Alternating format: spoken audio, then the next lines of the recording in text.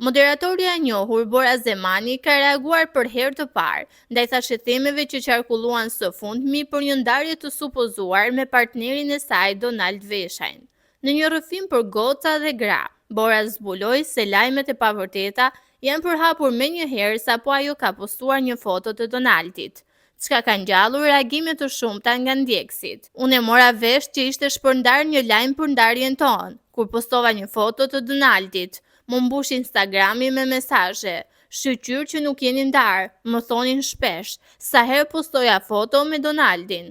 Tregoi moderatorja e habitur nga intensiteti i reagimeve në rrjet. E intriguar nga situata, Bora Zemani vendosi të hetojë se çfarë po ndodhte dhe u ndesh me lajme të rreme, të cilat jo vetëm që flisnin për një ndarje, por përmendnin edhe arsye të pavërteta si xhelozia apo fshirja e fotove nga Instagrami.